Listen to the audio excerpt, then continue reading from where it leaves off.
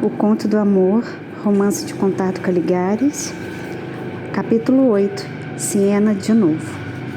Nicoleta desceu na Piazza del Duomo, repleta de turistas. Abri o vidro do carro para nos despedirmos. Ela se debruçou na janela e me perguntou o que eu ia fazer. Vou para Milão para ver meu irmão e acho que volto para Nova York de lá. Peguei sua mão e a beijei. Ela esticou os dedos e acariciou meu rosto. Engatei a primeira e ela foi embora. Não fui direto para a autoestrada. Fui primeiro até a via Vaccheria e estacionei o carro em frente ao Relais Piazza della Signoria, esperando que a polícia fosse generosa com um carro de aluguel. Carregando meu notebook, subi para o último andar, onde fica o escritório do Relais. Sim, lembravam-se de que eu tinha me hospedado lá fazia pouco tempo. Pedi que me deixassem acessar a internet pela conexão sem fio do hotel. Eles concordaram. Entrei em www.paginebianchi.it, a lista telefônica italiana, e procurei por um Caraccio em Siena. Só havia 4 assinantes com este sobrenome. Um escritório e 3 residências. E numa delas, o assinante tinha o nome de Aldo Caraccio. Como era fim de tarde de uma sexta-feira e o escritório devia estar fechado, liguei para a residência. Alô? Desculpe, gostaria de falar com o advogado Caraccio, Aldo Caraccio. Do que se trata? Me chamo Carlo Antonini. O advogado Caraccio não me conhece pessoalmente. Quem me mencionou o nome dele bastante tempo atrás foi... Não era uma mentira. Bici Tornabuoni, que era amiga do advogado Aldo Caraccio. Uma breve hesitação. Bici Tornabuoni? Sim, Bici Tornabuoni. Como é seu sobrenome? Carlo Antonini. Eu sou o Aldo Caraccio. Nossa, sei que é uma intrusão, mas eu estou em Florença e, se o senhor não se importa, eu poderia dar um pulo em Siena rapidamente. Gostaria muito de encontrá-lo. Seria uma conversa rápida, tomaria muito pouco do seu tempo. Pode ser um pouco mais específico? Perguntou ele. Sim, claro, mas vai parecer uma evocação de fantasmas do passado. Posso continuar? Claro, diga. Caraccio, aparentemente era de poucas palavras, mas a esta altura parecia mais curioso que desconfiado. Em 1938, o senhor encontrou um grupo de amigos que passaram por Siena a passeio, e entre eles estavam Bici e talvez outros 2, Maiani e Bellini. Não sei se o senhor tem alguma lembrança disso. Ele se recordava muito bem. Que me lembre, Bellini não estava, mas Maiani sim, e havia Dina e o milanês. A menção ao milanês me emocionou e arrepiou. Era melhor eu dizer logo a verdade. Sou filho de Pino Antonini e acho que ele era o milanês. E estou tentando reconstruir aqueles dias de meu pai que já morreu. É só isso. Me lembro de Pianin. Claro, e daqueles 2 dias. E você gostaria então de marcar um encontro comigo? Se não for muito incômodo, como eu disse, eu estou em Florença, posso ir aí imediatamente. Meu caro, eu tenho 85 anos e durmo cedo, mas puder estar aqui amanhã, por que não? Tenho tempo demais desde que minha mulher partiu. A que horas o senhor poderia me receber no fim da manhã? Sim, digamos 11 horas. Prefiro no escritório, meu filho. Estará lá? Pode anotar o endereço? Entendi a referência ao filho e a escolha do escritório como sinais de prudência. Afinal, poderia ser um louco qualquer. Sim, por favor, diga, advogado. Vou anotar. Fica na Via Franciosa, número 2, às 11, então? Às 11, sem falta e muito obrigada, advogado. Restava encontrar um hotel em Siena. Não queria voltar para o Grand Hotel Continental. Reservei um quarto no Jolie, agradeci ao gerente do Relá e fui embora. Em Siena não saí.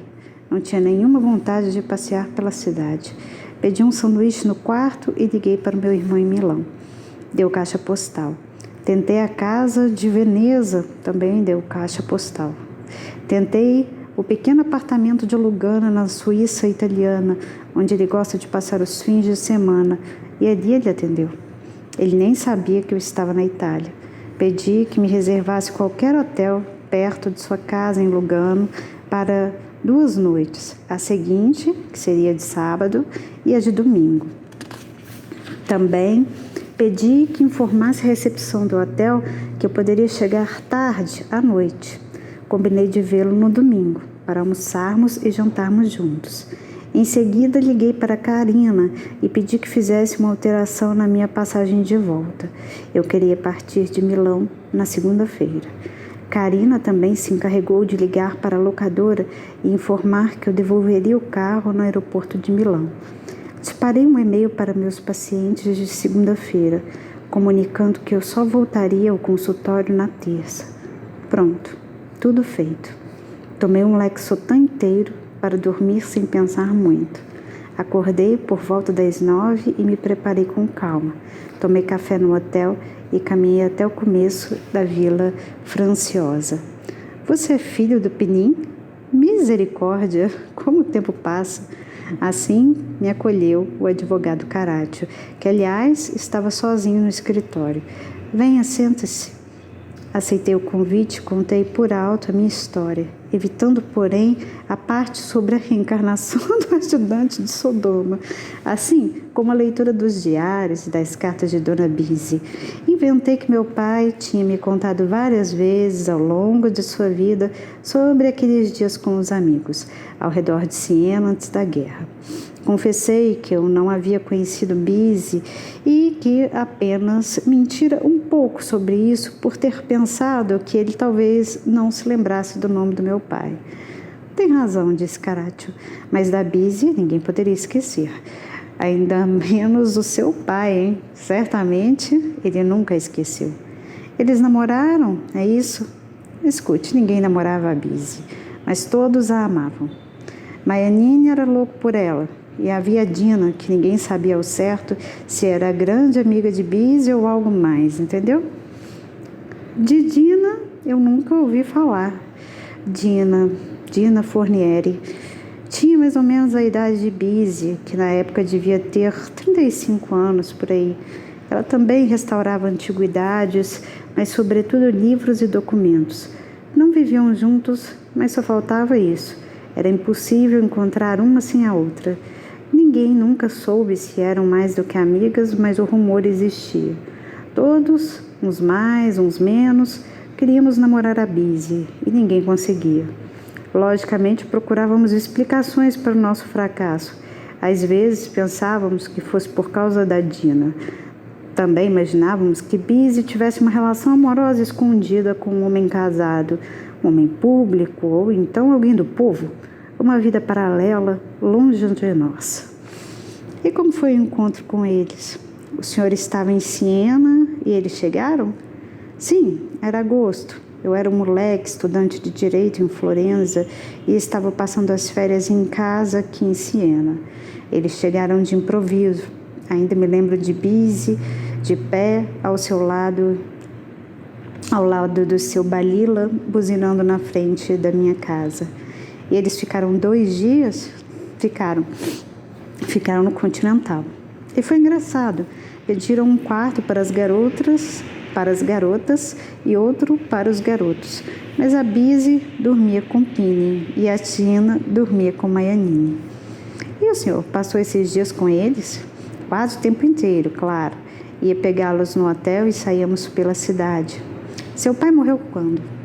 Há 12 anos. E não me pergunte por que esperei tanto tempo para tentar reconstruir essa história, por favor.